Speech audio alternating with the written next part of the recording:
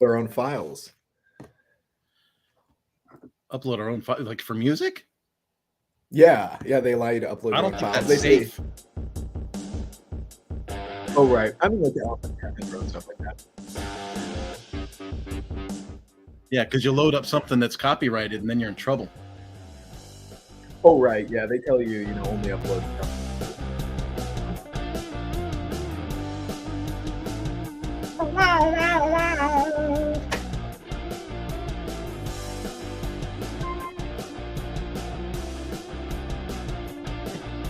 I have to go like this.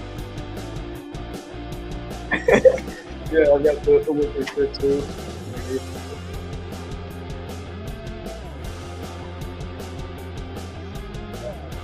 Let's go back and forth. Branded, baby, branded.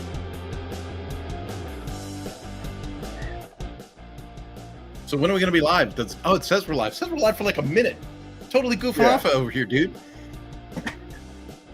Welcome to the LifterLMS Presales Call. We're here to answer your questions. I'm Kurt Von Ahnen, boom, with Magic Will Middleton.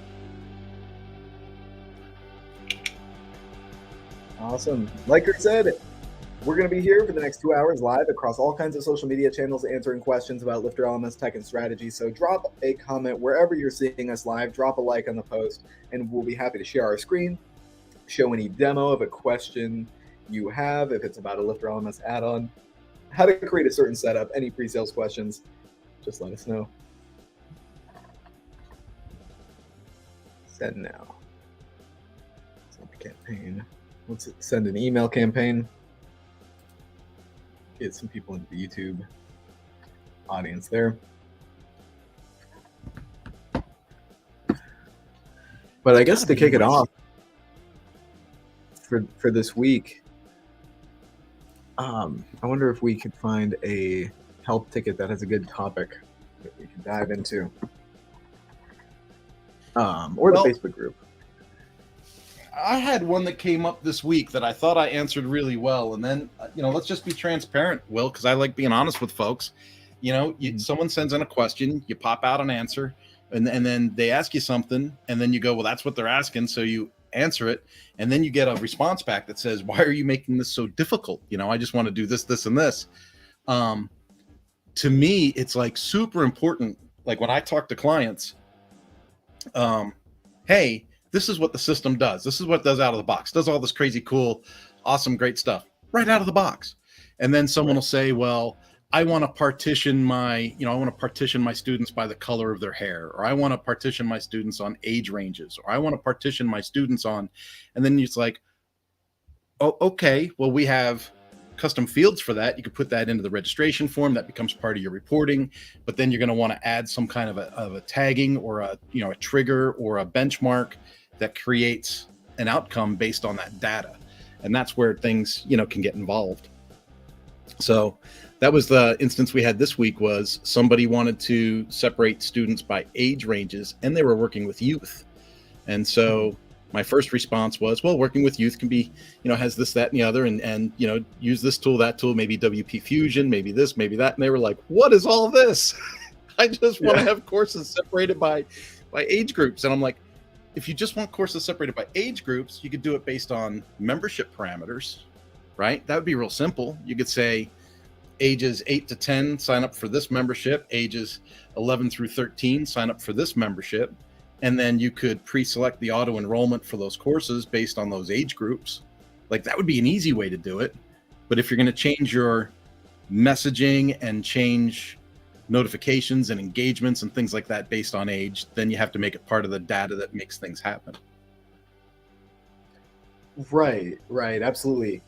And yeah, that's an interesting idea about people who come into WordPress, into LifterLMS, looking to create some sort of a full learning experience sort of thing, like with notifications and engagements and all that kind of stuff. Lifter has some of that stuff out of the box, the achievement badges, the email triggers based on lesson complete, send the student an email, that kind of thing. And then there's the Twilio integration LifterLMS offers, where you can even send text messages to your students based on these triggered events. But if you wanted that full CRM experience. CRM, for anyone who doesn't know, stands for Customer Relationship Management. Email list tools are CRMs. They've expanded the scope beyond email, though. They can also do text messages and automations and all this advanced stuff. So they call themselves Customer Relationship Management instead of just an email list tool. But we mostly know them as email list tools. And those can be super powerful for creating ongoing engagement before the sale and after the sale. So if you were segmenting your list as pre-sales contacts, people who maybe signed up for a lead magnet, people who maybe were engaging with, your website in a free lead magnet course, maybe they signed up for a contact form or something like that, you might want to put them on your email list and help deliver them resources that they'd find helpful. And then you could segment these people after the sale. So once they purchase, they get a tag. So then maybe they would be offered expansion revenue opportunities. Maybe they would, what else can you do with emails after a sale? You can do, like, if you're doing a mastermind sort of thing, like what we're doing here, we invite customers who've already purchased LifterLMS. So we're inviting people to join this live call too. It's just continuing the cycle of delivering customer service and customer support, and segmenting pre and post sale allows you to set up automation and things like that through a third-party tool. So that wouldn't be LifterLMS directly. That, like Kurt said, that would be WP Fusion connecting to ActiveCampaign or some other tool like Groundhog, for example, that can incorporate some of that more advanced automation.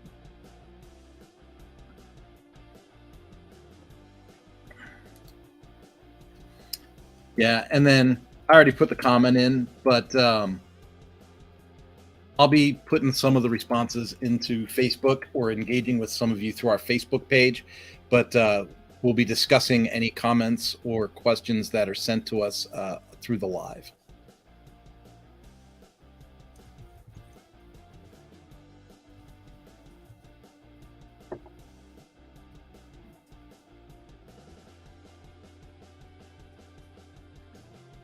Absolutely.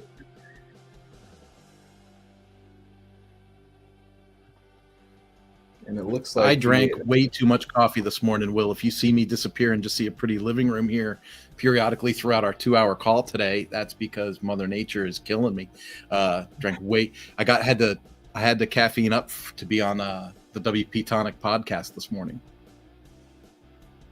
Is that? Oh, okay. I'm thinking of the roundtable that's on Friday. I was like, wait, is that on a Friday thing? No, so he does a roundtable once a month on Thursdays now. So Jason Cohen was there from WP Tonic. I always forget her name. Heather Kenzie, is it? Heather Kenzie? I think it's Kenzie. She was there. Chris was there from LifterLMS. Jonathan Denwood. Awesome. But yeah, I drank all that, and then I was like, oh my goodness, what did I do? What did I do? And I saw that you were eating. That looked like that was nice. What were you eating there, buddy? Yeah, I was having some chicken noodle soup. It was hey, better than Hot Pockets, baby. Better than Totino pizza rolls. Yeah. I haven't gotten into the pizza rolls in, I think, like 6 months. It might be a new record. Yeah, well, you've been working out, dude. You got to put quality in. Right. Quality in, quality out. That leg press number you put up the other day was pretty impressive, brother. Oh yeah, I hate that I didn't record that. But next week or the following week on leg day, I'll record it. Yeah, 823 pounds for anyone who's listening. That was my new personal record. I hadn't tracked before. I do more like bodybuilding sort of things. I'm not like a great bodybuilder, but it's more like physique work rather than strength work. So I've never actually tested how much I can leg press. That was the first time. Like thinking about it, like trying to push yourself and measuring.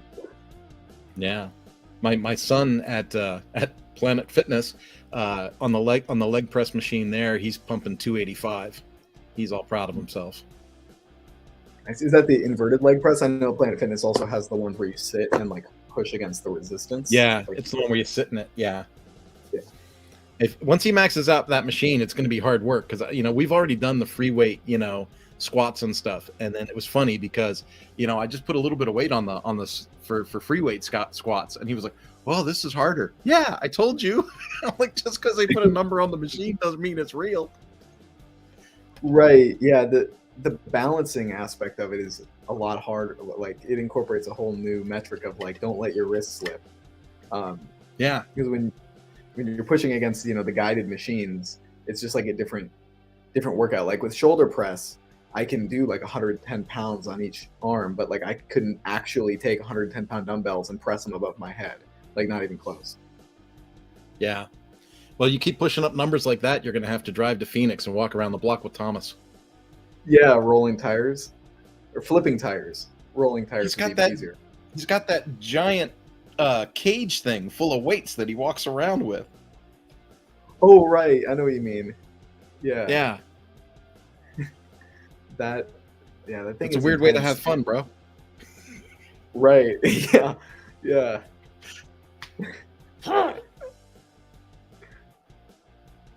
And I think he has it painted black. So in the sun, when he's out there in his driveway, he said one time it got like so hot he had to just leave it out there until it became night and it cooled off where he could carry it in. You have to hose it down so he can touch it. Right. It's metal and it's painted black and it's in the Arizona sun. So it's like it heats up quick. I had my computer out by the pool. I was writing a blog post for LifterLMS that'll come out probably in the next week or so. And my keyboard is a Mac and it's got the black keys on it. So it heated up really quickly. Like the sun and colors and heat exchange is really interesting how quickly stuff can heat up in the sun.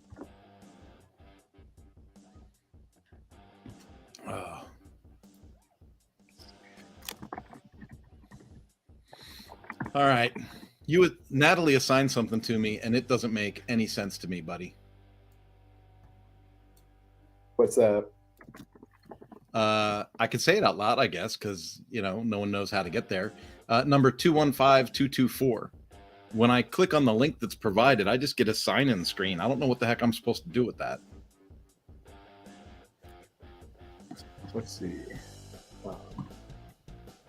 215224.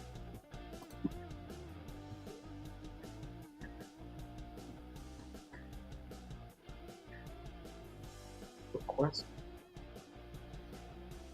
I see Mrs. C is in the house. Howdy, Mrs. C. Yep, we did send out an email. Looks like it just finished sending. So hopefully that came through for you. But welcome to the call anyway. Let's do Codable as a way to find. Yeah, Codable. So Codable is a great solution for custom development within WordPress within Lifter. You can boost it with any dev, you know. Oh, okay, I see. Yeah. So unfortunately, that's kind of self-contained within Codable platform. So when you post a project to Codable, it's a really awesome process how that works. So Codable is I want to call it like an agency, but it's really just like a massive repository of freelancers who offer custom development services around WordPress, around custom coding. They heavily vet the developers in there. And so Codable offers the ability for you as someone who owns a site to post a project where you're looking for custom development. And I think they limit it to 5 bids. So then 5 different developers will bid on your project. And then you'll pay the average. If you decide to go forward with any developer, you pay the average of what the bids is. So that's really awesome how that works, where it puts your project in front of a lot of great developers. If a developer thinks that they can handle it for you, they'll lay out a scope of work and let you know. They might meet with you, do a one-on-one, that kind of thing.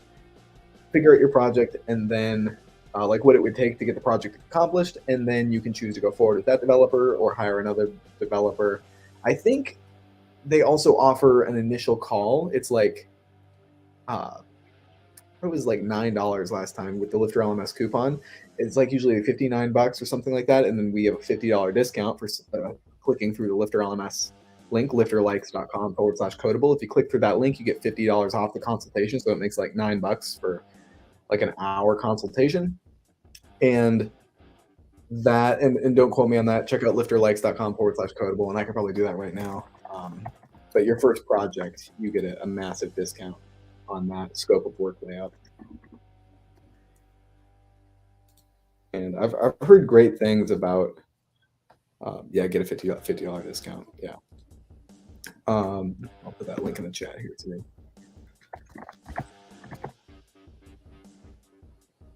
We've had some Mrs. great C's projects. just dropping in between students. I like that Mrs. C drops in to see what she can learn every week. Yeah. Yeah, if you want to just let that person who had emailed us know, we don't really control the scope of what's in Codable. Like once you post the project there, those developers will take a look at it. They'll give bids and all that kind of stuff. And if you encourage her to let us know like how it goes, kind of open up that feedback loop. But yeah, that's kind of in Codable's space there. And if she can't find a great fit on Codable, we do have the Lifter Experts page where there's some other great experts listed. But the Codable is a pretty solid platform there.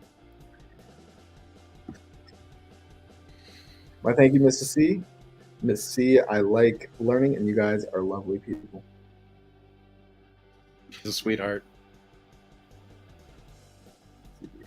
She's going to have to help me one of these days, get my Luther Vandross on or something like that.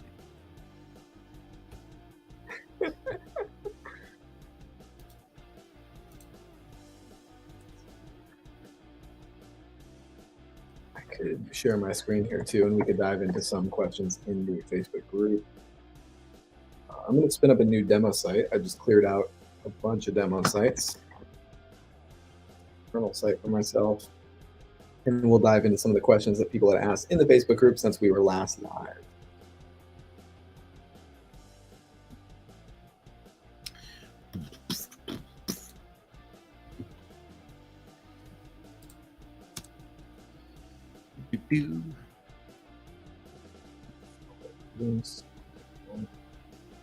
I'm back at the same problem where I open up way too many tabs. Every week, it's the same thing. And one thing I've been doing too with AI chatbots, that's something we were talking about last week, is Web3. I signed up for this AI chatbot that you actually just talk to, like it vocalizes what it's saying and it records what you're saying instead of just typing. Like ChatGPT, you just type in your responses and it'll give you answers via text. This thing actually talks to you. So now I'm making friends with the robots. Dude, my wife has been doing voice to text for years, and it drives me insane.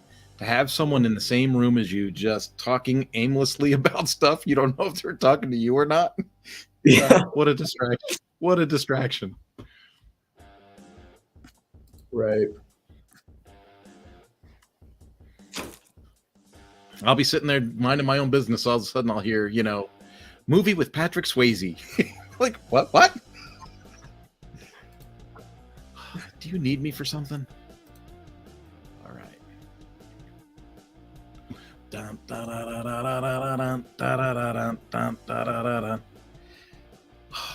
She says she's going to teach me how to sing Never Too Much. The one that always makes me cry, Mrs. C, is Dance with My Father. Which doesn't even make sense. I didn't even have a good relationship with my pops. But, that was a great song. The other one I really like, and you're going to have to forgive me if I have the artist wrong, but I thought it was Luther that did the House Is Not a Home song.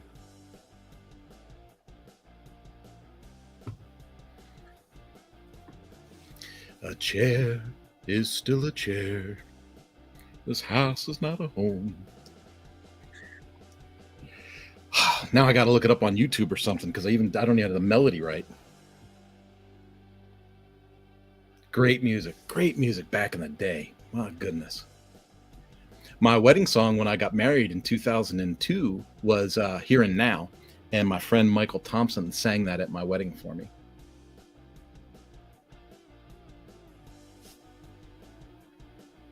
Look at that. We're going right down Motown oldies right now, live on LifterLMS.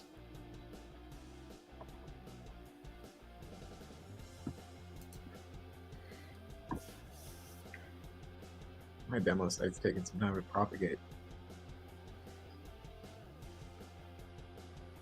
Let's I'm gonna dive into some questions, and I'll keep taking a look at my site as it loads up. Then I'll just combine it with the window once it's ready. You want me to keep talking about Luther Vandross while you're getting ready? Sure, if you want to. Share screen. Dude, we could bust out some Freddie Jackson. Share window. Hey girl, long time no see. Have you got a little time? Spend it with me. Share screen, cool. So you should be able to see there. Awesome. My I see Facebook. Let's see, just dive into some questions. Help.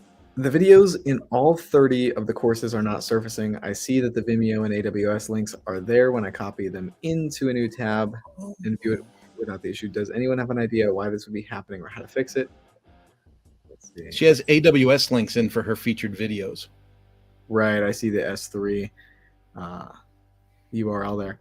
I'm not sure this was fixed. It was the Divi Builder template that was accidentally deleted and wrote over it. Okay. Awesome. What's weird is I responded to that on Facebook yesterday, and I wonder if she is in more than one space, because I answered that yesterday. I gave her the link to using featured videos and the link to there was a WordPress resource about embeddable links, and Amazon Video was not one of the WordPress embeddable link resources. Oh, right. I see. Yeah, you have to use like a third-party service. Is that me? Yep, that's you. Bang, son. Bam.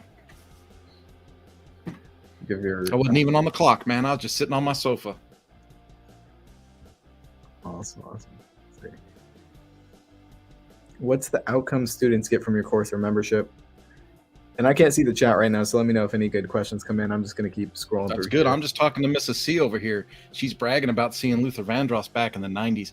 I got one for you, Mrs. C. My mom used to love Prince, and she made me go to the Philadelphia Spectrum to see Prince with her, and I promptly fell asleep.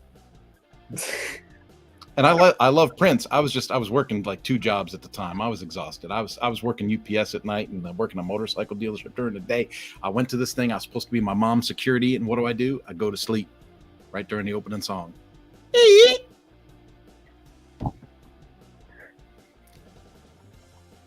Pre-recorded 4-day online summit. I like this one. What this person is doing when they say their 4-day online summit, this is the way I picture using a learning management system for like a 5-day challenge, right? You can take content, pre-record it, and then drip it for the date that you want to release it. So you could have release the course on April 1st, wait 24 hours for lesson 2, wait 24 hours for lesson 3, wait 24 hours for lesson 4. You could do all kinds of cool stuff like that and then drip stuff out. Right. Yeah, so each day is a day in its own workshop. Yeah, I'm not sure how to give access to each additional day without manually adding the content. Yeah. So the drip feature, like you're saying, Kurt, where you would just set it up. So the drip feature specifically that we'd be working with here is the available on specific date option. Here we go. Drip method, you could do on a specific date. Most people know drip method as like number of days after course enrollment. So 5 days after enrolling, you get access to a certain lesson. But there is that other option available on a specific date where you would set it up for your summit like this. Cool.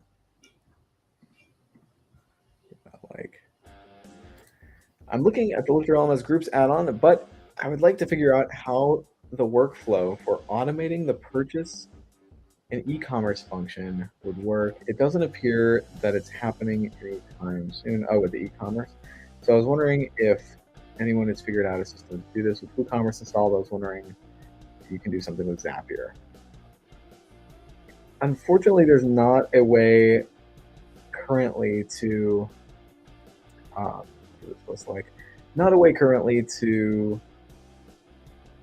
use the groups add-on with the e-commerce functionality. I'm trying to think of like how people are usually doing this. So Cool.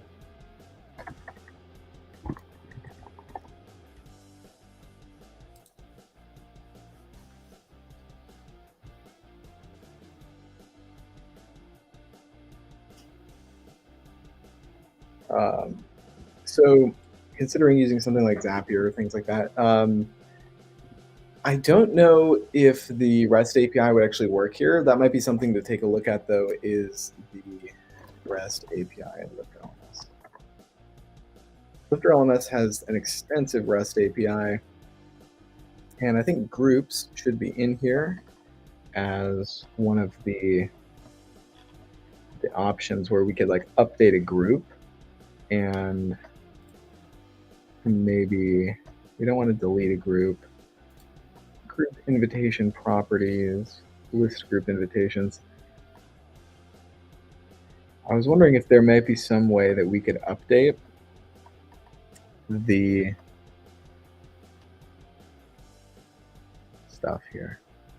Update a group member. Wow, yeah, there's a lot to this. How do I list group members, remove group members? Can I change group seats? I guess that's really what we'd be looking at is group seats.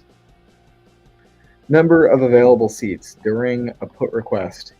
You may, okay, so that's interesting. It looks like with the REST API, there might be a way to do this with a, we can update the group seats. So there is probably a way with WooCommerce to say, you know, when someone buys a product, you can take the product quantity that they bought and then pass that parameter into updating the group seats by a certain like increment, if that makes sense. So it would like retrieve the number of seats available in the group, add the number from the stock purchased in WooCommerce to that number, and then send the data back to update the group seats available. If that makes sense. So that would require, you know, a custom developer to write this little REST API sort of thing to connect. When someone purchases this specific product in WooCommerce, we want to take a look at their order. We want to see the quantity they purchased, run this calculation, and then do a, I think you would need a get and put request to get the group seats, do the math, and then post the new group seat total. Does that make sense, Kurt, how that would kind of work with retrieving some data, modifying the data, and sending it back via the REST API? I'm tracking you. I was also answering an email in another screen. So, yeah, but I thought, and I really don't want to stick our foot in our mouths. It's like, this is one of those things I'd like to try on our own before we recommend it, because I'm just not sure. I haven't had anyone use groups successfully in that capacity yet. Right. So I want to make sure it works before we like promote it that it does. Right. That sounds like a cop-out, doesn't it? It sounds like a lot of work for us to go run the REST API and set this all up. But yeah, it's definitely possible with REST API to update the group seat number, and so you would just have to have a clever method. I mean, it's not even that clever. It's just what's the WooCommerce information, and let's do some math and send it back. Yeah, the issues that I ran into with people that want to automate the system, they make leaps and bounds, right? So like you and I might say, okay, there's a pre-existing group, somebody's going to pay, we're going to add someone to the group, and that becomes one automation. Then it's, you know, we're going to automate billing to that feature, and then it comes, we're going to find a way for the system to create the group and assign the membership it's assigned to and assign the people that are in it. And it's like it becomes a rather large task. Yeah. So it's really understanding the scope, understanding the full scope of the question and what they're actually trying to automate. Yeah.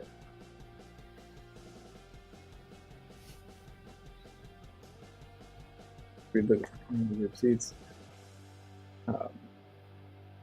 Then we would have number of seats available. Chris says we're looking good. He must have noticed that I took off my sweater and was sporting my LifterLMS t-shirt. Yeah. This is the cool one too, because it's got the logo on the back. It is, yeah. That's a massive logo. I have the one with the tiny logo that's like this size on the back, and it's like, Yeah, it's nice to have the big ones. It's just more visible as to like what's going on. Yeah, I'm gonna have to go in the house and grab my Lifter LMS hat here pretty soon.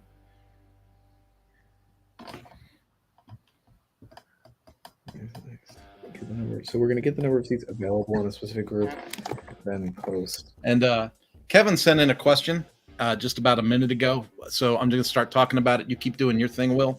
Cool. Kevin writes, "Hey guys, I'm looking to make a very basic online course. Just at first, a basic slides and questions based e-learning course. Do I need the business plan so Lifter LMS will work with it?" You don't really need a business plan. If you are, I'm going to say it the way that I say it. Hopefully this makes sense. Lifter LMS is all about, the democratizing learning, right? So we offer the free core plugin, which gives you the ability to have the membership tools and to put your course in place and to even promote that site from that way, as long as you're in WordPress. Yeah, because it says in WordPress there, Kevin.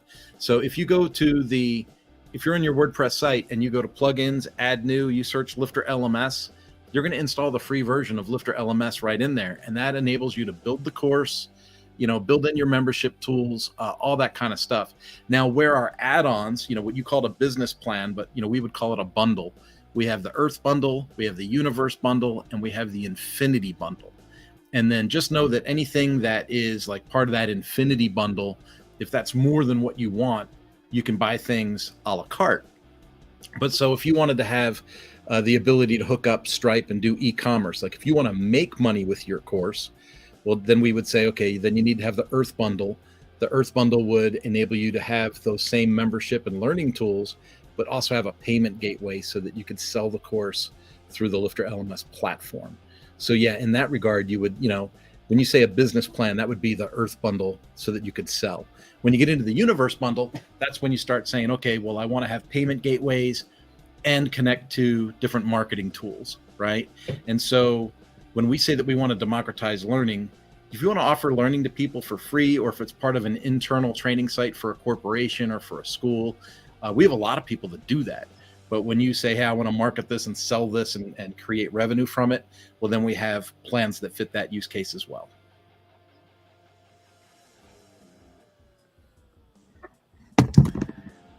Yeah, absolutely. And I think that's the way to start is, sticking to a basic online course, sticking to basic curriculum, and then designing based on what customers' feedback is.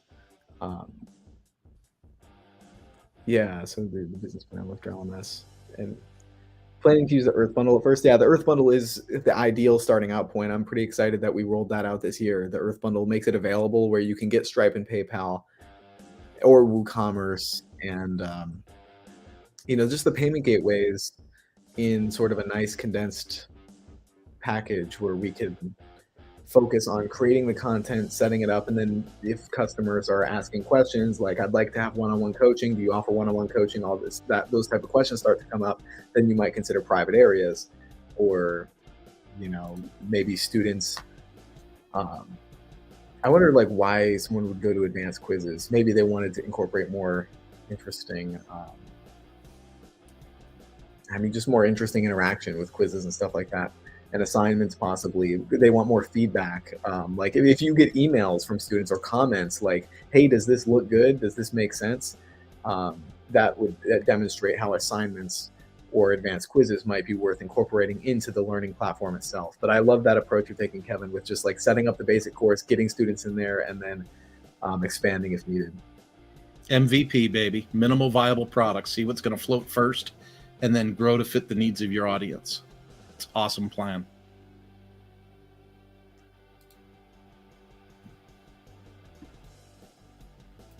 We have boom from Adam Silver. That's good. I had a feeling he'd get it. Boom. I didn't realize. So I was raised in Philadelphia, and I've lived on the West for a long time, like Colorado, New Mexico, California, and I didn't realize how many times I say "boom" when I'm talking to somebody. I'll be like, "Hey, do this, do that, boom, there you go," and then One of my friends at Suzuki pointed that out when I worked at Suzuki. He's like, dude, were you in the mob or something? You say boom a lot. So that's why I put it there today. I was thinking of him. Awesome. Let me pull this up. I gotta. Oh, what plan will you need from WordPress? That's what Kevin put. Can I just be blunt?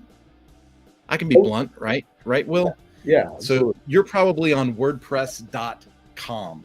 WordPress.com is the division of WordPress that like rents space to people and has hosting and stuff like that. But there's a lot of stuff in WordPress.com that you don't get from WordPress.org, right? So WordPress.org is actually something that is separate, and that happens a lot. So a lot of people get confused on this. I did too with your question. I apologize. So what I recommend, and this is everyone's going to be a little bit different maybe, but as a WordPress developer or implementer, I would recommend, hosting your site somewhere else. A lot of folks, go with like Bluehost or GoDaddy or something like that to get started. Cloudways is a great option. I know some other people that are into the hosting market, and they can get you started with something. But get something hosted, install WordPress, and then basically own that. So WordPress.org is free. So WordPress is a free open source platform that you add to your web hosting. With .com, you can get plugins, but not all plugins, not all features are available in the .com environment. So periodically, as people have gone the .com route and they have expanded their projects or tried to tie different automations or different plugins together, there's certain functionalities that don't operate correctly. And so I see that you're already hosted on GoDaddy. Excellent. Activate a URL on GoDaddy, install WordPress, which is free. Then you can install Lifter onto that WordPress site and you can get things started. And we have a whole academy in LifterLMS that's getting started with LifterLMS, how to install it, how to configure it, follow the install wizard, moves it right along. I mean, it really does.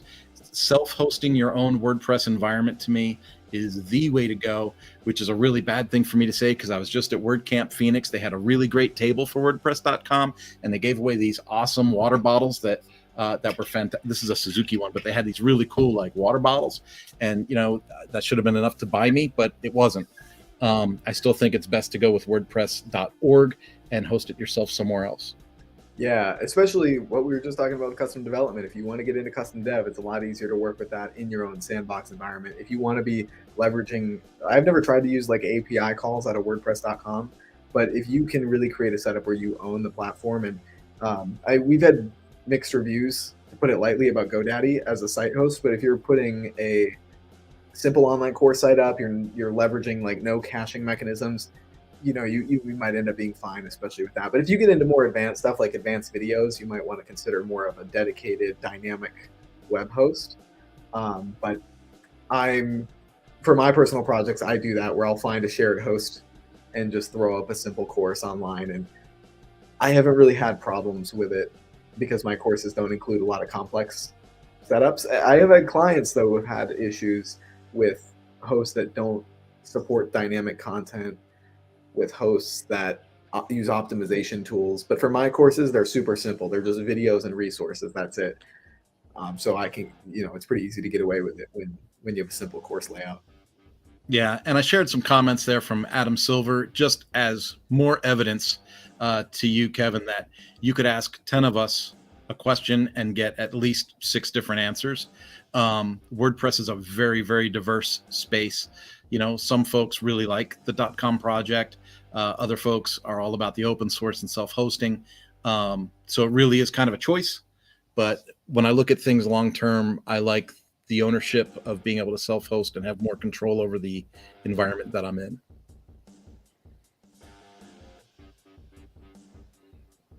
Totally. And yeah, I've had, and so to your point, Kevin, about you don't need to pay WordPress $10 a month in addition to paying GoDaddy $10 a month, or whatever your hosting bill is, right? So they're competing web hosts. So you would be good to go with your GoDaddy account, free WordPress.org, and a domain name on GoDaddy. Just to kind of clear that up. That is a common point of confusion, though, is people come into the WordPress space and they're like, do I need to pay WordPress something too? And WordPress.com, WordPress.org, it kind of confuses, starts to confuse. In Adam Silver, standard answer in WordPress is it depends.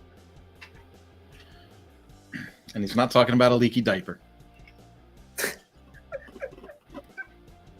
It's so I just met with a new client this morning, Will. I was telling you a little story about that. But she kept saying, well, so how do I do this? And I'm like, well, there's these 6 ways. How do I do that? Well, there's these 5 ways. Right. And the best way really comes down to the best way for you and personal preference. And like, what's your budget? What's your goal? How many customers are you going to be putting in this thing? There's a lot of variables.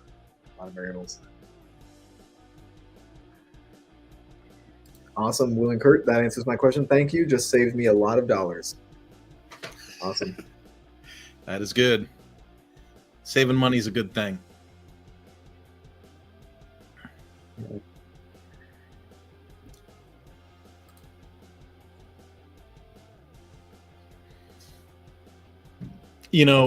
Adam wasn't here when we were talking about your extraordinary levels of fitness, Will. But you know that Adam's one of those he's one of those crazy runners, endurance runners. He runs like a 50-mile race or something like that. What you have to type it in, Adam. I can't remember what they call that. Like, what do they call it here? I want to say it's extreme running, but he has a site, Run Adam Run. You can look up his progress. Awesome. Kevin asked, once Earth Bundle is acquired, I understand there's tutorials inside to build the course. Absolutely. So with LifterLMS, we're constantly putting out YouTube tutorials, video stuff. So it's actually not within the Earth Bundle itself. It's free on our LifterLMS Academy. I can pull up a screen share of this. My recommended first steps for anyone coming into the Lifter space, building a first course, is to check this link out. Present, share screen, share window. Where's the Academy? This thing. I want to show it because the theme is awesome. The LifterLMS Academy, we have a free course on here, all kinds of free courses, but the one I'm talking about is the official quick start course for LifterLMS. This is the #1 resource for new users. It's a free course where it gives you a rundown on how LifterLMS works, what it is, setting up your themes and sidebars, some intro to WordPress stuff, and then just how to use LifterLMS. Naming your course, giving your course an image, all this kind of stuff will give you a great rundown on how to build your course within Lifter. And within the Earth Bundle, what you would be looking at is LifterLMS Stripe, LifterLMS PayPal. I recommend Stripe, and we do need to make a new Stripe getting started video, but we have this getting started guide, assuming you choose LifterLMS Stripe. You could go WooCommerce, you could go PayPal, Authorize.net, whichever way you want to go. I prefer Stripe, but there are a few options out there. You can set up that Stripe gateway by creating a free account on stripe.com, putting in your API. It'll give you some API keys after you connect it to your bank account so it knows where to send the money to. And then you plug that API key into LifterLMS via the step-by-step guide here. It's not too hard. On the back end of your site, you'll have a little area for your publishable key and your secret key. And those 2 keys will link Lifter to your Stripe account and allow you to charge for those courses. And we do have a video. I haven't checked out this video. I think Chris today was like, Will, you should redo the video here and make a newer one. So this is, I'll redo the video, but this is like 3 years old, but it's the same as it was 3 years ago. The Stripe interface hasn't updated too much. You just have these 2 API keys you'll get from stripe.com, plug them in, and now you can successfully charge for your courses. Any price you put on there, if a user puts in their credit card, it'll send that money over to Stripe and automatically enroll them into the course or membership. It's really awesome, like how versatile Lifter's e-commerce system is. Like what we just described, setting up just Stripe is a basic thing. Like your users are paying for access to post types in the back end of WordPress, like courses or memberships. But the level of like business needs you can fit with that model is just so interesting. Just create a free account, plug in your credentials, and now you can successfully run an e-commerce platform. That's pretty awesome. Well, and when you said the flexibility, keep in mind that each course and each membership that you create has the ability to have up to 6 different access plans. And so everything I just said makes it sound more confusing, but it's awesome, because then you could say you could buy this thing for $200 one time, or you could make 4 easy payments of $30. Well, now, that's $120. Or you could break it into monthly recurring revenue and say, hey, I can sell this for $19.95 a month forever. And you can have access plans that are hidden that the normal public doesn't see. So let's say that, let's say you wrote a book and you're going to do a public speaking tour. You could literally say, use this link for $5 access. You're for a limited time, use this link for $5 access to my stuff. And it's just a really cool place to really experiment with different marketing tools and ideas and see what works best for your audience. Right. And that's a big challenge a lot of people have. We talk about it a lot, but I kind of want to bring it up again for anyone who's watching live now. The concept of building that audience kind of before creating the online course site to some degree can help a lot. Like if you have a YouTube channel with, I launched an online course a while ago, and having that YouTube channel with like 200-300 subscribers on it was just, it fueled the course. And so having this access to community allows you to make offers and figure out what offers this community is interested in.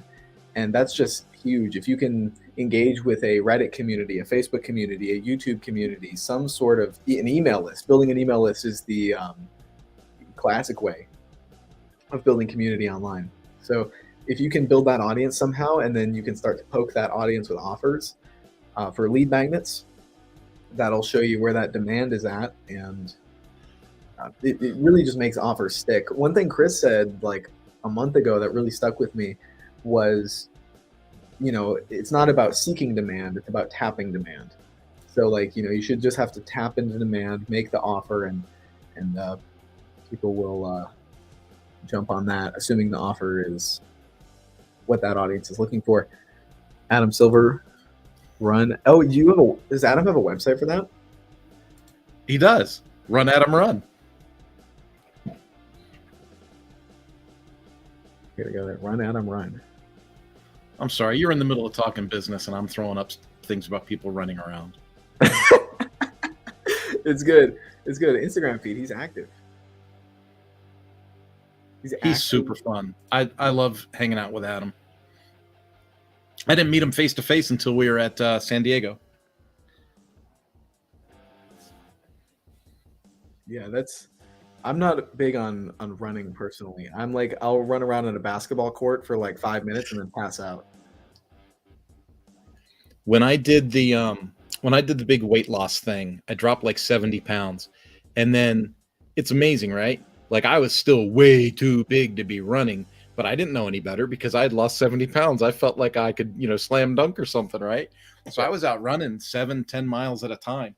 And I ended up running a bunch of Spartan events. Like I just love the obstacle races. I think they're fun. So I got into that. But then, it was just weird. Like I was doing 5Ks around the neighborhood. And then I thought, well, instead of doing a 5K, why don't I just go this direction? Or want to go that direction? Or want to do some trail running up Skyline?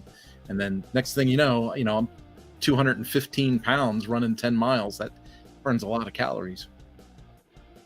Right. Ultra marathons. Yeah. Ultra marathons sound crazy. A man my size running an ultra marathon, man, I'd probably lose 40 pounds in one event.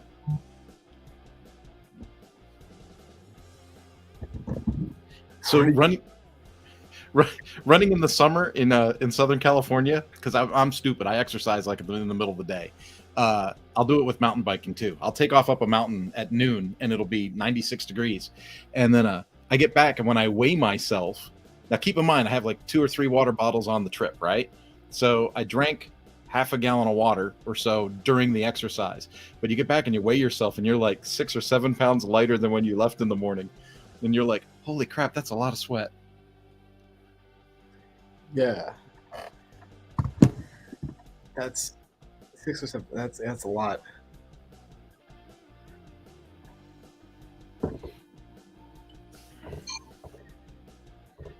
With working out, for me, I get hungry now like once every 50 minutes or an hour. Like, and that's good because I'm trying to gain weight in the form of like muscle and stuff. But it's just I'm always hungry, and it's I very pick annoying. things up, I put them down. Yeah. I pick things up, I put them down. I got made fun of at the Edward Camp Phoenix because I was boondocking and camping, and I stayed at the top of a mountain, and it was like this really cool. I was having a great time, but I went to Planet Fitness, so I get up and I go down. I had a short workout, and then took a shower, got dressed, all that. Went and got coffee, and when I went to Word Camp Phoenix, this guy, I think he was shorter than me, so maybe it was his Napoleon complex. I don't know, but he was like, like this, and then I said, he said, we were talking. It was me and Thomas and him, and Thomas says, oh, it's so cool to hang out with someone else that works out, because the guy obviously works out. And then I said, yeah, I was at Planet Fitness this morning, and he goes, oh, really? Planet Fitness? And I said, oh, I'm sorry, bro. I don't go to those gyms where they encourage you to throw the weights on the floor. Screaming and all that kind of stuff. Yeah. Pick it up. Ha!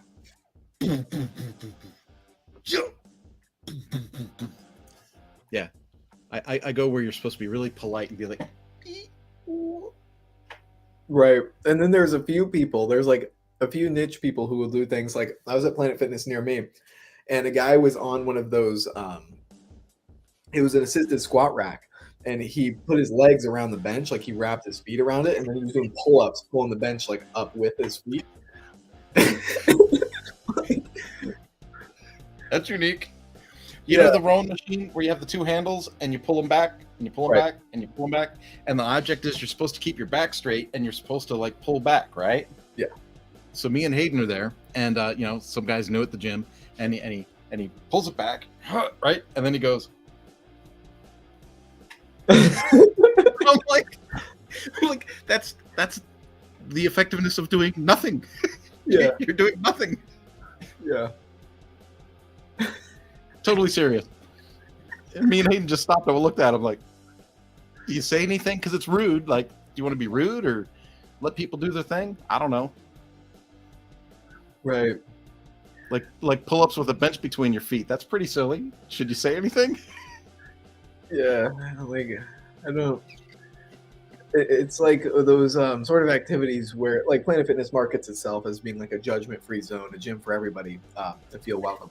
And so it's like, but then you have some of these people who are like, are they taking it seriously? Like, it seems like they are. Like, have you seen that viral video where there's a guy between two of those like rope machines, and he's like jumping back and forth?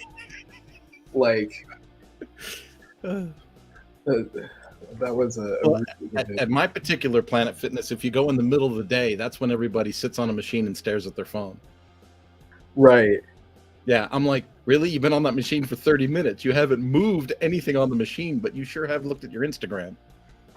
And I don't know what the, in the judgment-free zone, I don't know how long is appropriate to say, are you going to do anything here, or can I possibly use this machine?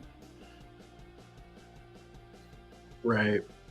Well, here we are, wrapping up our first 55 minutes, talking about the gym and running ultra marathons and lifting weights. How about a LifterLMS question? Who's got something to talk about? Put your questions in the comments, and I'll be right back. Awesome.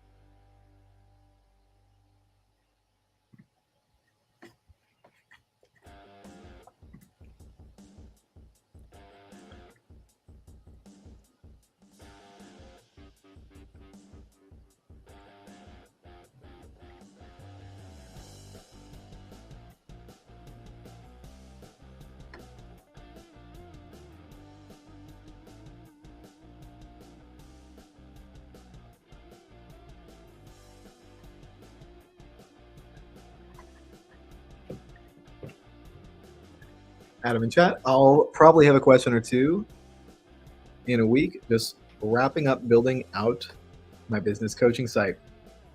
That's awesome. Business coaching site. Is it like a business coaching site for WordPress entrepreneurs or people just generally in the business space, or is it some sort of niche sort of thing? I'm always interested in like the projects people are building out, and because like we have a showcase and a podcast where we love to talk about course creators and the sites they build with Lifter. Adam Silver.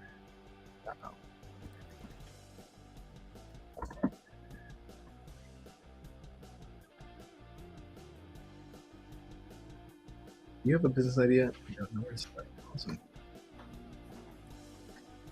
Yeah.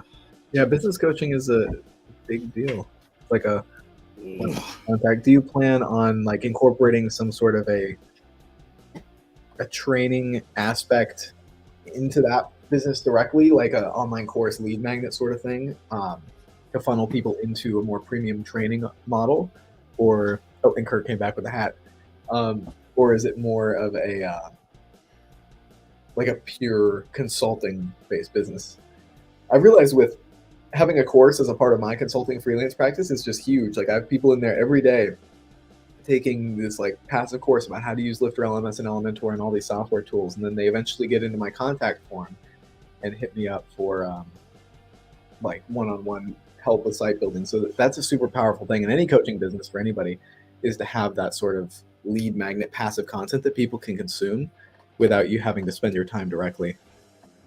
And I did find something anecdotal. I want to hear more about what Adam's cooking up, what he's got going on. But let me stop. You smell what the Adam is cooking.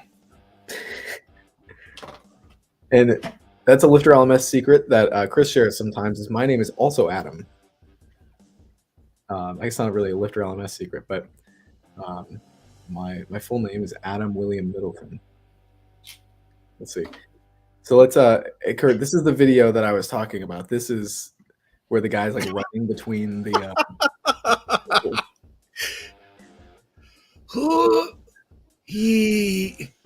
yeah, and he starts like jumping like that. And you could get seriously injured messing around like that.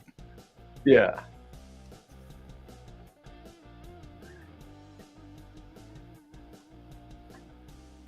Starting with the Business Accelerator program. Awesome. Business Accelerator program. That's creating some sort of a model for how customers can be successful in any given niche or process that they're trying to do. Like in this case, it's people who are trying to start a business, and creating sort of like a methodology guideline or roadmap for them to be successful is a super, super useful tool for the industry in general. And then you can offer services for people who are on this path to like supplement their learning. And that's just awesome. 12-week program.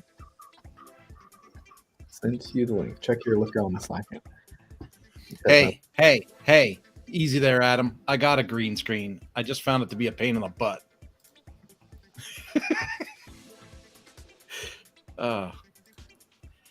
All right, I'll make you feel better. Let's go the other way. There you go. We'll just be authentic. That's where I'm at. I'm trying to see my Lifter Slack. I have a thread. I have a whole green screen kit, bro. I got the LED battery operated lights. I got all these things. I bought like a whole studio.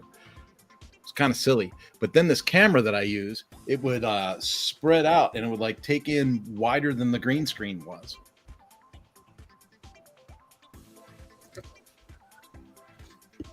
Right. I'm checking my Slack, my LMS Slack account.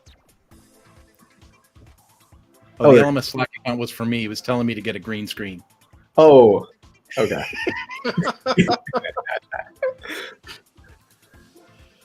I was waiting for the sneak peek. Yeah, there it is.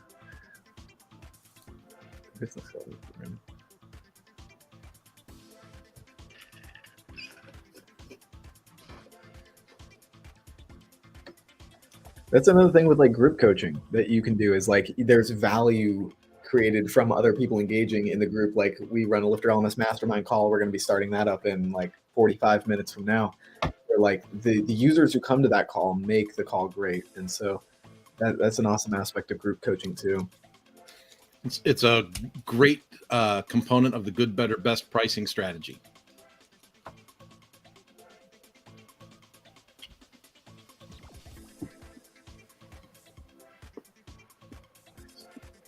Cheap, I'll give you some good content. In between, I'll let you talk to the rest of the people in the group.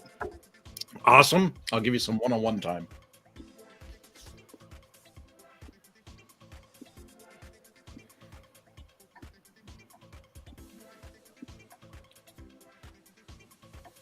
My wife left this chocolate in front of me. That was a bad idea. I'm usually not like a chocolate freak, but she opened it, and then she was like, "Oh my God, I opened it. I didn't plan on it. Here, you take it." I'm like, "Well, what am I going to do with it? I'm just going to eat it too, I guess."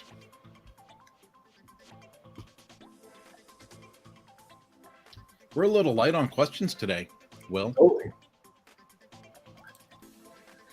Totally. We could keep carving away at the Facebook group. I think I answered. Yep, that question got answered. There's another question from Dale. Let me share my screen here, share a screen, and we'll just keep cutting away at these questions.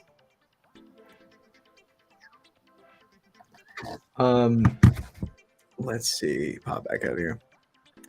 So we had a question from Dale. In the process of building 2 courses right now for myself and helping a few clients build out their platforms as well.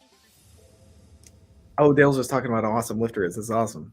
That's, that's like, oh, we got a question from Dale. That's great. Life-changing content in these courses. Small right now. Yeah. Impact over just the volume of people. Like if you can have a profound impact on people jumping into your course program, they will, they'll stick around. They'll be customers for life. They'll continue to engage with you and your services as you continue to adapt and evolve. And that's really awesome. It's fun to see people, and it's awesome and fulfilling when people say, hey, Will, like I got this email, like this was a while ago, but it's like, it's so awesome to talk to you here via email. I've been following you ever since you made your first videos on Lifter LMS and Elementor, and now you're working in Lifter LMS. And that was like, 4 years ago. And it's just so interesting to see how people follow you. So like Dale's talking about here, you build an ecosystem and have an impact on people and just create, something awesome and people like to engage with. And it's just, it's really community is what it is, just community. And it kind of like fuels itself and just kind of expands and grows into something bigger than what you could have envisioned as far as impact when creating a platform. The look of LifterLMS.com is being updated. Let me like this feature Friday. And I'll show that, LifterLMS.com. Let's not go to the WP admin. Let's just stay on the front end. I guess this is the weekly Let's Rave about how excited Will and Kurt are about the new site design. This is a new one today, the examples, I think. Yeah, but so if you look at that page, like this is why I get so frustrated with design, because I'm not a designer. Like I'm imaginatively blind. I don't see things that don't already exist. And that site is so stinking simple, but it pops and it looks good and it's inviting. And it's like, really, all that white space and some black letters, and I'm blown away by that. But that's like, it is what it is. It looks awesome. It works really well. It does. And it's so awesome that like this will be available, the Sky Pilot theme for Lifter LMS users. I think it's going to be within the next month or so because we do the cycle work now at Lifter, where we focus heavily on creating content pieces and going deep into multi-week projects. And then off-cycle work is where we actually package and ship add-ons and market add-ons and all this kind of stuff. And the Sky Pilot theme is one of these that's coming out. And it's just looking incredible. The work Lee and Kim are doing on this is really great.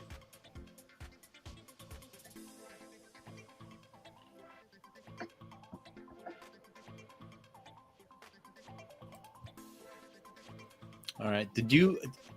Did you already cover the question from someone named Michelle on our Facebook group, saying that she had just moved her site to Cloudways? I did not. All right. Well, I'm going to read it. It says, hello, I'm wondering if anyone has experienced this issue before. I just moved my site with LifterLMS to a new hosting platform. Previous to moving, it was working great. Since I moved, the new host, and they called out Cloudways, but I don't think this is a real Cloudways issue. I'll talk about it in a moment. New host Cloudways. If you try to purchase a course as a new student, you cannot create an account and purchase. When you enter all the info in the card number, you see the spinning wheel as if it's processing, and then you just go back to the same screen and nothing happens, and the card isn't charged. It says the account isn't created. However, if you are logged in as a current student, you can purchase with no problems. Anytime, and it goes on a little bit more, but and I'm just going to say kind of like guidelines for me when I'm helping folks with Lifter. If anytime that you have something that's processing, adding a student, adding a course, adding an account, adding payment features, and you get some kind of a weird glitch like that, that is a sign that your dynamic content is being cached, meaning the website isn't able to process the new data because it's conflicting with old data, if I'm making sense. Caching is almost like the internet's taken a snapshot or a picture of your website, and it's serving up those snapshots in a way to speed things up. So it's performance oriented. So you'll see plugins that'll say, oh, this performance enhancing plugin, blah, blah, blah. Well, what it really means to say is, hey, this plugin's going to take a bunch of snapshots of your website so that your updates won't show up. So when you'll notice, like when you ever get frustrated making a website, you're working on a site and you go, well, I just want to change. Oh, I misspelled a word in this heading. And then you go in and you fix the heading and you update it. And then you go back to the live site to see it. And it's the misspelled heading is still there. And you go, what? And you go back and you update it and you go back and you're like, something's broke with my site. The site's not broken. There's caching on your website that's causing you to have some kind of an issue with seeing the new data. So when you go to Cloudways typically automatically installs a tool called Breeze, which is a caching plugin in the back of your site. But if you migrated from another host or from another environment and you had another caching tool in your website, like Mojo Marketplace has some caching tools, and there's other tools out there that do caching. Rocket Cache is another one that's real popular. But if you have multiple caching tools, they can conflict, and then you'll have these issues. Also, servers are known to have caching tools on the server side to help with their performance. And so you're going to see a lot of conflicts come up sometimes when you migrate. What I tell all of my Cloudways clients to do is to make sure you disable all of your caching tools, maybe activate the Breeze that comes with Cloudways, because personally I've never really had any problems with Breeze. Purge all of the cache in your site, and then go to those pages and refresh, and then maybe do a test run to register a new student, and you'll probably see that everything works fine. Right. And there's something that happens with large numbers that me and Kurt build a lot of sites for other people. And when you have 100 students come to a website, it's likely that 1 to 3 will have problems. And I've had clients contact me saying, hey, this student reported an issue. Like, they get really invested in one specific student, and we're always going to help the student figure out exactly what's going on and get that student sorted out into the platform, whatever way works for them.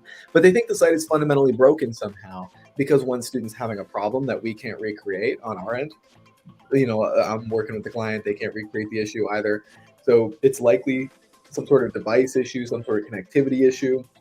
If the user can clear their cache on their browser, try a different device, that sort of thing, they usually get in fine. But there is a failure rate with everything. There's always going to be some sort of failure rate. It's just about lowering that failure rate and having things generally optimized to where, like, the overwhelming majority of your students are going to be able to have that successful experience. And you'll find that, like, a lot of the users who struggle or have some sort of bug to report, if you have an open contact form or like an open book a Zoom link or Zoom meeting with me sort of thing, a 15-minute chat or something like that, it can just smooth over a lot of these problems. A lot of course creators and membership site owners are looking for passive income, the dream of creating a passive income source. And the truth of it is it's never really truly going to be passive. If it's going to be really good, it's going to involve some active work. But it's still fulfilling. It's still engaging. It's still a goal worth pursuing, even though it's not completely passive. Yeah, yeah. And to your point, Will, you don't know what the other person's trying to use to access your platform. They could be on some Windows, 8.1 laptop running Internet Explorer, 9.0 or something, right? And you're like, okay, maybe your browser preferences are a little skewed here. Let's put Chrome in for free and see if you can access the site then. But there's all kinds of ways to help people. Exactly, and a lot of times it comes down to some weird Chrome extension they have installed, or some I think Safari has extensions too, but loading web pages and loading resources takes all this code from your browser, from your computer, from the LifterLMS website, the WordPress website, and the hosting and all this kind of stuff. And there's all kinds of layers of computers and programs that are dumping code into presenting this item on the customer's screen. So there's all kinds of avenues or points along this chain of delivering content that could break down. And so that's often what it is when it's a user issue. It's some sort of a caching sort of thing. And so you might want to deactivate certain caching mechanisms that your host might offer. You might want to opt out of certain caching mechanisms, and make sure you're kind of understanding what's going on by reading the LifterLMS documentation around caching issues. Making sure your checkout page and your login page are not being cached. Just these sort of things that will help you have more of a smooth sailing experience with creating an online course. Because creating an online course, you want to focus more on creating the content, getting the users, engaging with the customers, then you want to focus on dealing with technical issues. That's one reason I advocate for more focus around choosing quality partners to work with for hosting, for email services and all this kind of stuff, is that it just makes the number of issues that you'll encounter less and gives you more capacity to focus on the things that are really important. Kind of like long-winded. Yeah. And the one thing we didn't mention there is that hosting companies and server companies lie. They'll tell you, "Oh no, we disabled the caching," and then you go and you look through the Google inspector, through the Chrome inspector, and you're like, "Nope, still cached." Right. Yeah, we can see on our end in the browser whether or not this is serving cached content, and like Natalie in support does a terrific job of this, where she'll go into these Chrome inspector tools and show, look, this is the resource loading, this is it being cached. I know the representative at this hosting company told you it's not being cached, but I mean, it doesn't. It is. It's not, the inspector tools don't usually lie. And it's like it's not always the fault of the tier 1 support person at that company necessarily. Like sometimes it's unfortunate that like hosting company support has the incentive to get you to kind of go away. And so I was in that experience last week. I was at a certain hosting company that may or may not have been brought up on this call earlier, not Cloudways, but it was GoDaddy, and they were telling there was an issue with images that were embedded, and I went around with them for hours, and they couldn't figure it out. And then I went over to WP Engine and asked the question, and with the first response that the support agent gave me was like, yeah, here it is. The problem is that your image URLs are linking to this other website. Use this tool from Google to check your page for links that Google might flag you for. And then we sorted it all out. And so like there's this level of support quality becomes an important part of the product for me with situations like that. With the GoDaddy support experience I had in that case, they've been great before at various things, and it's always down to different agents, different hosting packages, all this kind of stuff. But in this case, we were on a pretty low tier package, and so the goal of the agent was just to get me to go away rather than solve the problem. So I kept coming back week over week. I'm like, hey, we're still seeing this problem, and then we were able to get it sorted in another way. But yeah, that's just a big consideration. Is support quality and working with people who can help you along the journey. Like Adam Silver in chat is talking about his site where he's helping people develop their business. And so like all of the information about developing business that like you could probably find on Google, but the amount of curation value and community value and being able to talk to someone who can give you curated advice about what you should do next and tools you could leverage, tools you could look into, and a community you can leverage is just the valuable thing about it. Like it's the curation of the content, the curation of the suggestions that makes these online communities valuable. And yeah, that's what really, in my opinion, makes it really useful to build online courses and membership communities is curation rather than just like content. Like, you know, 20 years ago, there was a big focus on volume of content. Like you sign up for our course, you're going to get access to 20,000 pages that you can read about how to do X, Y, and Z. But now people want more curated advice. Like I just want to be able to ask my question and get an answer that I can move forward with action steps today. And so selling a massive video library is less appealing than maybe a worksheet, like a simple worksheet that takes 15 minutes to fill out and can get you moving on a specific problem.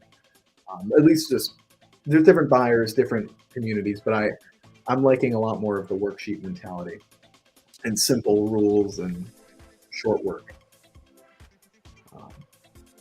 sort of approach to learning. And one-on-one short work, dude, I just got the dream client 2 weeks ago. I asked them point blank, you know, about building their website for them because, you know, they said, hey, we want you to build our website. You know, how much will it cost?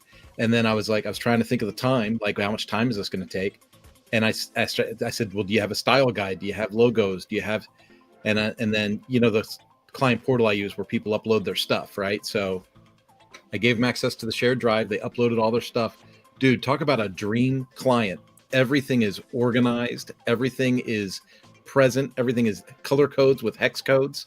Like, you know, we have a light chocolate color and a warm chocolate color and a burgundy color and it was crazy, the detail. And so when I went to build this, I literally pulled up a templated site and then went into the template manager with Astra Pro and changed all of the core template colors to match their specific hex codes and then added their fonts. Yeah. And then boom, it was like, this already looks like their company site. Like, yeah.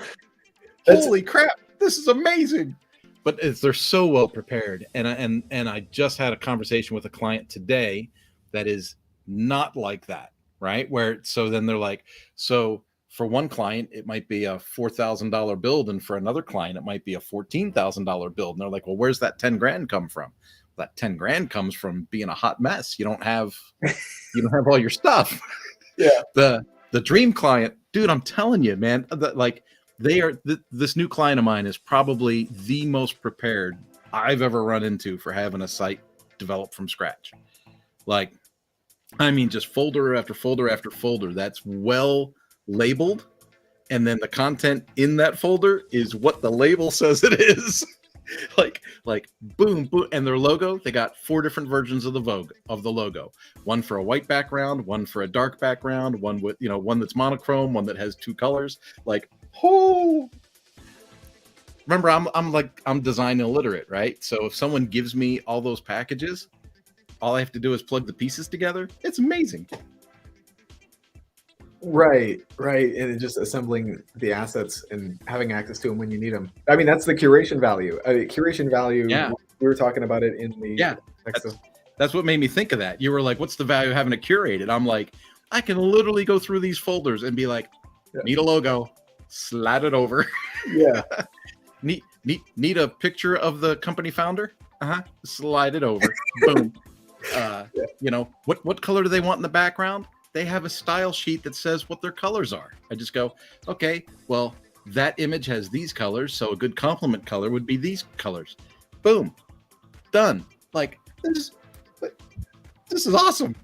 Right. Yeah. I quoted them 6 to 8 weeks to build this thing, dude. I'll have it done in like 7 days. Nice. Yeah, it's always great when, like, I think it's just about getting on the same page about what the actual issues are. Um, and sometimes a client might come in the door with some sort of like an emotional sort of issue, like you said, they need to get sorted out, they need to get things put in order, and they might not describe the client might not always describe the issue in the same terms that we would describe the issue. Like, I've had those feature requests come in, like, wouldn't it be so easy to deploy this feature? Like, that's just a small feature. You should just build it and deploy it. And I'm like, once you break out how this feature would actually function, that's a significant amount of development overhead and just work and figuring it out. And the volume of demand for this feature would not make enough money to put those resources into it. And that's like most of the work is figuring out what work to do. Yeah. No, the client this morning is like, I have this really good idea, but it's in this long form content that I still haven't considered breaking into lesson formats and all that. So now you're like, well, if I'm going to get into curriculum development, this is going to take some time.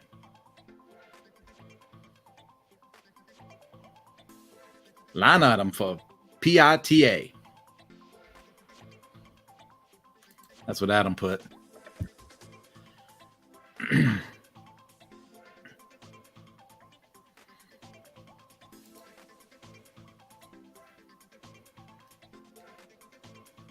I gotta say, I'm not happy with the music I picked. I picked dance pop to switch it over, and it's.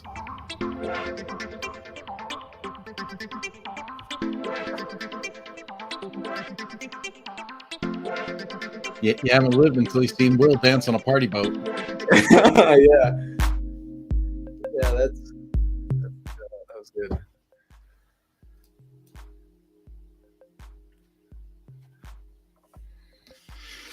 Oh. 36 minutes to go, folks. If you have any questions, comments, concerns, pop them in to whatever platform you are watching us on, and Will and I will do our best to try and provide a reasonable answer. That's a perfect description of the event. I should use that. Like, we'll try to provide a reasonable answer. We will try to provide you with a reasonable answer.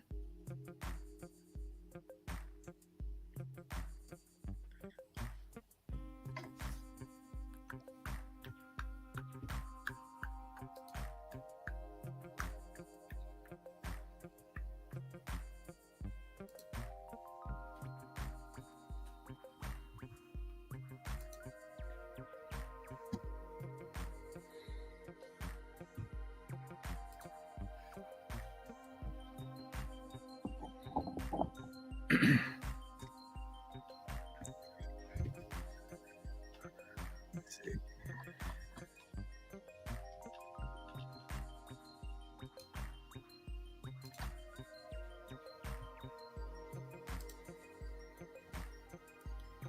You're listening to Lifter Radio.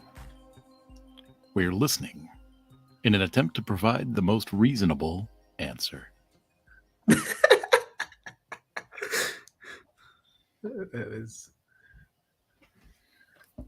Where's Miss C when I need her? Elle's back. Elle, you know, you don't get to come in and armchair wrestle this thing and be an armchair quarterback and ask how we're saving people money. All you got to know is that Will saved that guy a ton of money. That was the one where you kept him off of, you told him to go self-host instead of doing the WordPress.com. Right. So with not that WordPress.com's a bad product. Caught myself. Right.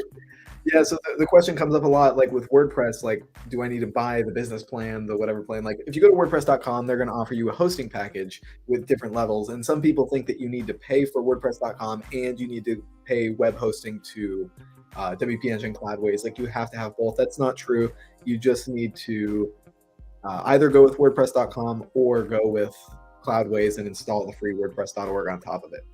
WordPress, like Adam had mentioned in the chat earlier, is a project, an open source project at WordPress.org where you can download this software and build a website without needing to know how to code. And then the company Automatic that owns WordPress deployed this WordPress.com offering where they will host it for you.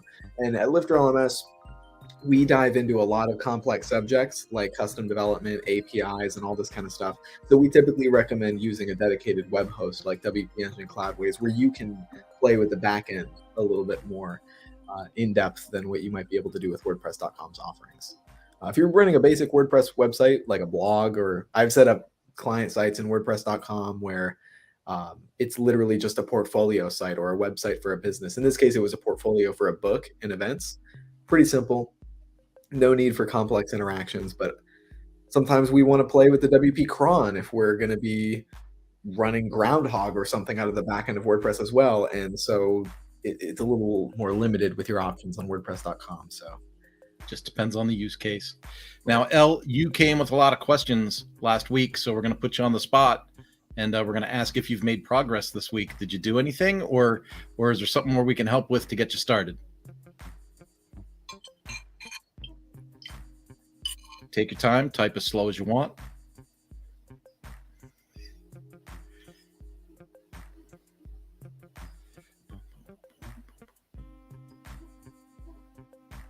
She sure did. All right. That's awesome. I like to hear that things are moving forward. I had a couple projects this week that really took a pretty good leap forward. She's got a consultant meeting sometime soon. I hope they need a learning course. Hey, Elle, if you're making sites for other folks, make sure you take a look at lifterlms.com/agency. I'm going to put that into the comments. I don't get a chance to promote that nearly enough. Agency. To join as an agency. That seems really kind of silly the way that I put that. And then Facebook is trying to get me to say that agency goes to somebody else. I'm not trying to recommend anybody else. All right. Now we'll put that right there. Boom. So as of right now, when you join our agency list, it really just puts you in contact with me. But what we do is, let's say you're an agency and you want to start working with, other companies and showing them the advantages of online learning and how you could take that vertical and add that to your existing stack as an agency to sell to others. We'll give you access to your own demo site, something that you can physically show other customers and clients. So we can give you a demo site to play with. We will have like Zoom sessions similar to this, like masterminds for agencies, where we talk about how to get people in as e-learning clients, how to build that vertical, how to approach e-learning from a customer service standpoint, and how to use e-learning as a marketing tool. Those are a lot of things that I like to cover in that space. So if you join us over at lifterlms.com agency, that would be awesome. She did give us some clarity. She is not joining me on the agency link, Will. She is talking to a consultant with Codeable. So that's awesome. That might be one of the recommendations we made last week to check out Codeable. Yeah, Codeable is incredible. What I realized is Codeable is less of a resource for site owners and more of a resource for people who are running freelance agencies. Like when something gets outside of the scope of what you're looking to handle with this project, maybe it's I'm trying to think of an example. Like we've worked with people in Mastermind who are building sites for others, and they have general WordPress knowledge and they don't really dive into the custom PHP side of things. And there's a project that's like 95% there, and they just need 5% of a custom feature to make this thing complete. And so then they'll use Codeable for that to fill in that 5%. And that's really where I've seen it be just so useful. And I don't think our user went public with this, so I don't want to like share too much information, but they actually had the developer build out a feature. You may have seen this if you're in the mastermind group, build out a feature for Lifter, which was awesome. Like they came to the mastermind, the LifterLMS mastermind, with an issue. I was able to lay out a scope of like what would need to be done in the development project. Like, we're going to need to do this, then do this. Like it's basically like using words to write out what the code would be doing. And then they took that list I gave them and then went over to Codable. The developer took that list and made it happen. And it was just so cool to see that project come full circle, because so many times we see people get involved with custom developers, and then it just goes nowhere. Like the project just kind of falls apart a little bit because they couldn't get that custom development piece figured out. But having Codable as kind of like this accountability system for the people who are in there makes so many more projects just come to fruition and makes it happen. And that's just really awesome. I'm at the point where I think it works, but I need a WP dev with Lifter experience to look at it and see if there's any huge flaw that I'm missing. Absolutely. The having a dev review it is just a great idea overall, and especially if it's a platform that is likely to scale very quickly. Oh, that the Suzuki water bottle? Yeah, I had to go get more water. I was dying of thirst. Oh, you're good. You're good. It's I think L's doing something awesome here with it. It's just getting a dev to review your plugin stack, review your theme stack, and kind of consult as to whether you've got the best setup or not. Is just a great question. And if you have project resources to invest into those third-party consultant audits, that's just a really solid strategy. Like I need to do that in regards to hair products. I've been told that like the hair products I use are not good for your hair and all this kind of stuff.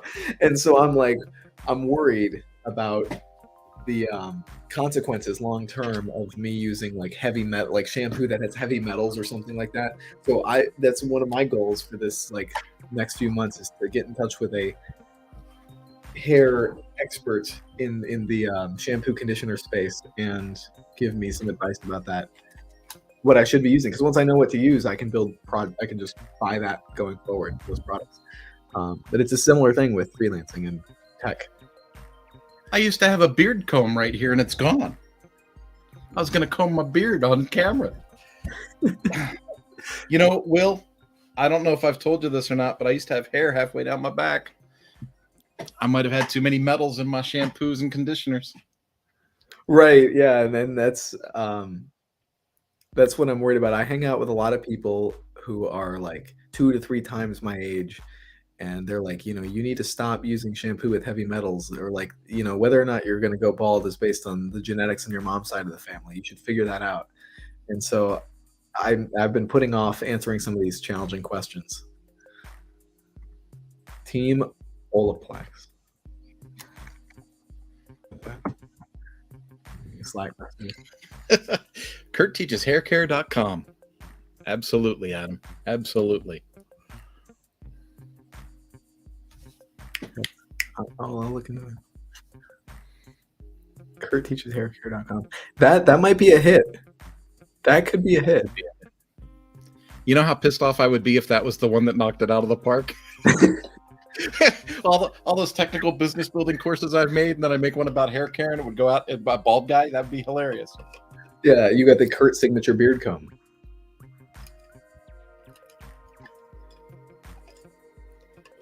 So, L, the MailChimp question, again, this is like an opinion piece, right? Because we all have opinions.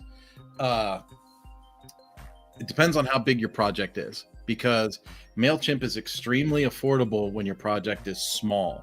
But when your project begins to grow, a lot of the freebie stuff becomes paid stuff. And sometimes that paid stuff becomes more than you want to spend for the features that you are getting.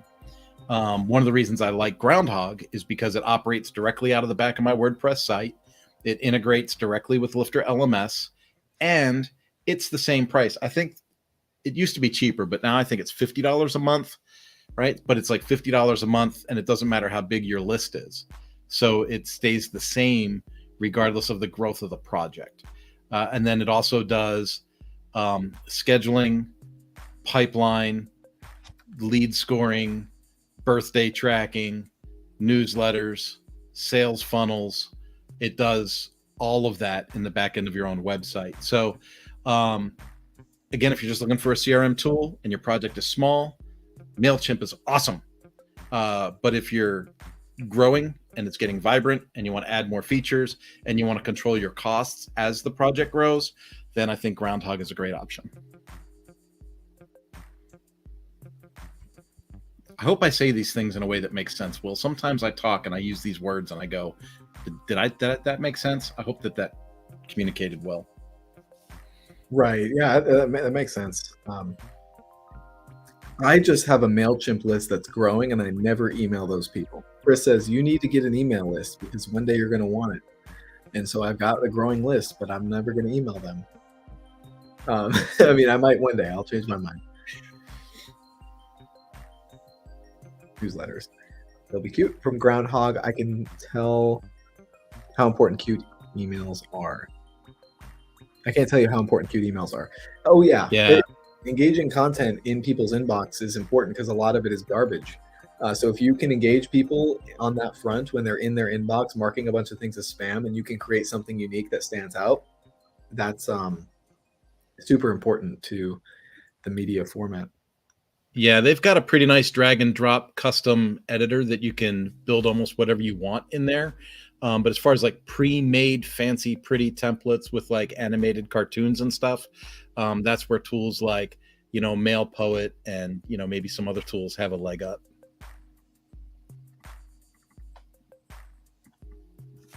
Well, at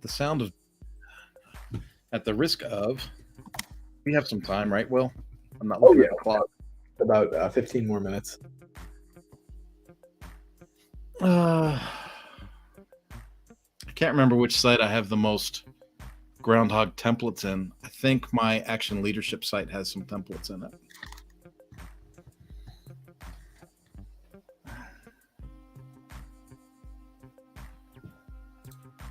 Oh yeah, do.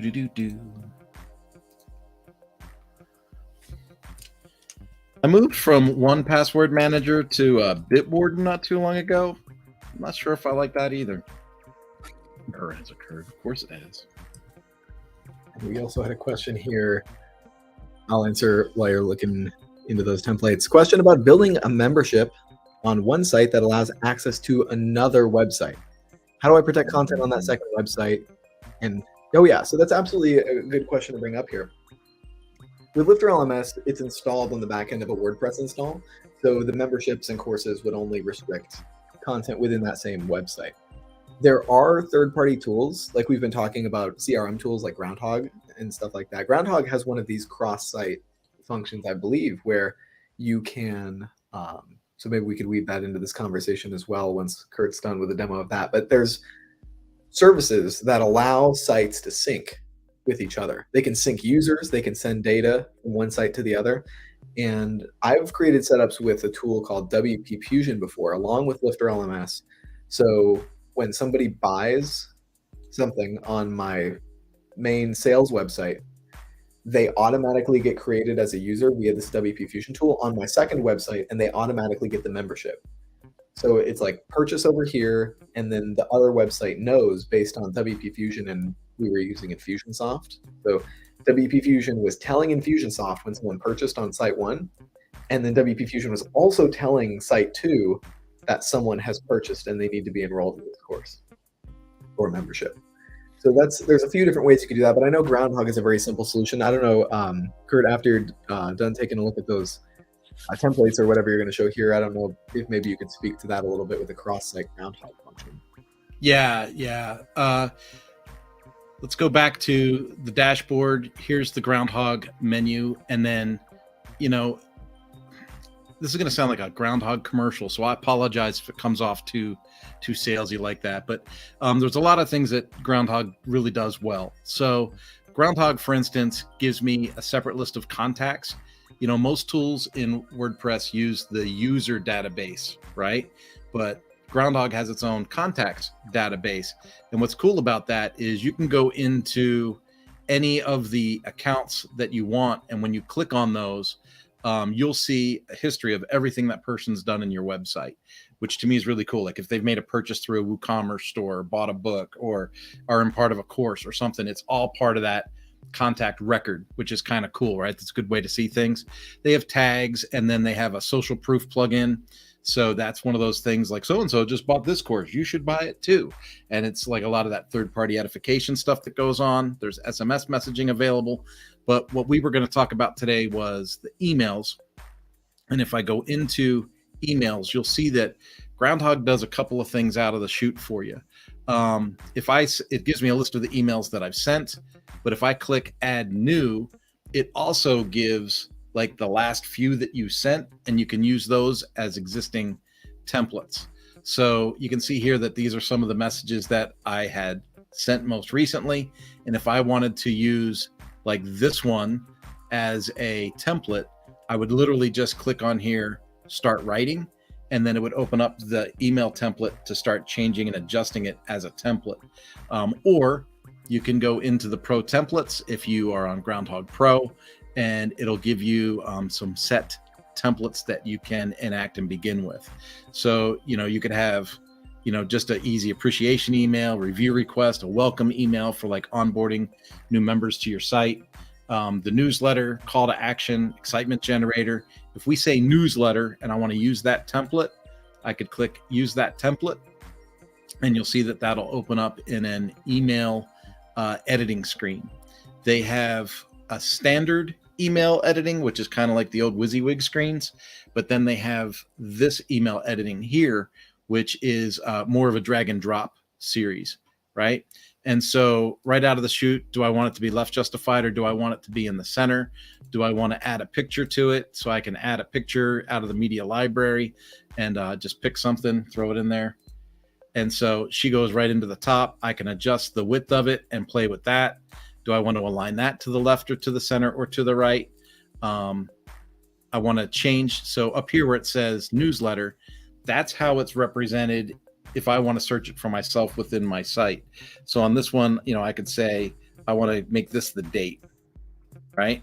So that's my internal name, but the subject to the newsletter, what the customer is going to see, would be like a sample for L, right? And then a preview is like, how some email browsers have that extra sentence. And so, here's the extra introduction part to the email. You can type that in right there. And then as you go down, you see it's kind of like blocks. You just have these different sections that you can move up, move down, or delete. And if you want to add a section, you can just drag that section right over from where you were, right? So if I want to say that that's a manager, let's make her a manager. That's awesome. And then if I want to click outside that box, so if I click in the box, I edit the box. If I click outside that box, I'm on the main email. And then I can add these different elements, buttons, HTML code, add a spacer divider. You can put in a countdown clock if you're going to have an event. And then you could program that for what time do you want that to go off at. So if I wanted that to go off, let's say April 1st, whatever, it doesn't matter. Let's go out of there. You can see it puts it right in there, and it gives them an email countdown timer. But you can design this up any way that you want. You can change the background, you can add forms, you can, add radiuses, you can round things, whatever you want. When you're done, you click it to ready, then you can save it, and then you can save it and test it, send it to yourself. And when you're happy with it, you just send it out as a broadcast. And the broadcast you can send right away, or you can schedule to send it at a later date. Awesome. And so you can reference previous emails you've sent, right? You can use that broadcast tool. So if you wanted to create a template, I don't know if Groundhog lets you make templates, but you could send an email to yourself and then reuse that email later. So you're creating these templates by doing that. So yeah, like in my Mañana No Mas property, I have an email that I send out on a fairly regular basis. So it's the format that I want. And so I know that I want to start with my logo and then a section and then a section, then a section. I basically just click that. It says start writing. It uses a pre-existing email as that template. I change the title. I change the title in the email. I change the printed text. I change a featured image. Maybe I change a button in the button text because I want to try a different, landing page from that email series to see if I get better buy-in. But yeah, to me, it's a really simple system. It took a little bit to, I don't want people to think everything's plug and play. Everything's got a learning curve. Like getting comfortable and feeling comfortable moving around within a new system or platform always takes some kind of, like, learning MailChimp wasn't an hour. For me to learn MailChimp took me, a couple of days. I ain't gonna lie. But once you get it and you're familiar with it, you're comfortable, it becomes a tool, just like Groundhog. But like with Groundhog, like I said, I can set up scheduling like Calendly through there. You can tie it directly to your Google Calendar. You can send Google Calendar invites through the platform. It's pretty robust. It does a lot of things. Yeah, Elle's got a whole stack she's putting together here for us. Groundhog, LifterLMS, changing the user roles, and Grassblade. She put in earlier that she was able to save money without having to go the LRS route because she's going to display the SCORM content, but not necessarily use the reporting and testing for the LRS. It's a good way to go. Absolutely. And yeah, there was one other question. Oh yeah, works well on all devices. Groundhog does have a preview mode with the builder Kurt was showing. You could go into preview mode and look at what it's going to look like on a phone, what it's going to look like on different device sizes. Yes. It's all responsive, so you can kind of set it up the way you want it to be for each unit. And was there, we'll probably take off here in a few minutes, but was there anything we could speak to around Dennis's question here around Groundhog site-to-site functionality? I've never deployed that site-to-site feature. So I haven't done it yet either. And here's the simple truth of it. I bought the Pro with access to 5 sites, and I use it on like 4 of my sites. I still have an open license, right? So I've never had to do that. But I do know that Adrian Toby, the guy that runs Groundhog, he did do, it was about a year and a half ago, he did one of his live webinars on their Facebook page about using a single license to communicate between multiple sites. So I would definitely look that up. If you're looking at Groundhog from a single site license perspective and you want to try and tie it in that way, I would definitely look up that content on the Groundhog resource. I don't have that at my fingertips. But, Groundhog has their own Facebook page, and that's how they run a lot of their customer service and interaction is through their Facebook page, just like we do. And then, not for nothing, not, just because I'm greedy, Elle, if you want, you can hit me up on the LifterLMS Facebook page, hit me with a message or a request for a message. I have an affiliate link for Groundhog. I'd love if you use that, especially since I'm over here making commercials for them. Yeah.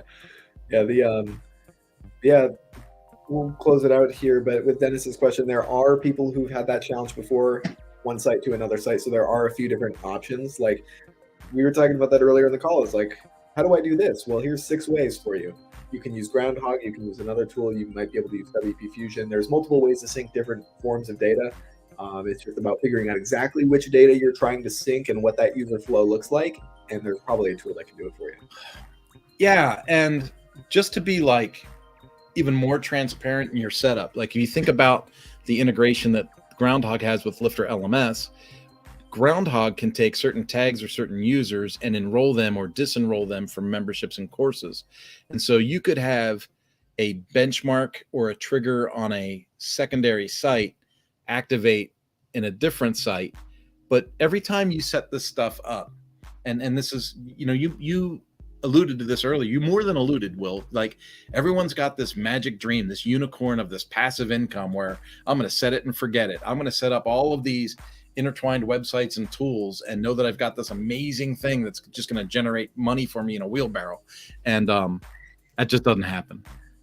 Things break, things update. Like WordPress just did a major release this week for 6.2, right? And so every time that happens, Elementor comes along and says, oh, hey, we got this update for you. And then, man, you got to cross your fingers and pray your site doesn't break.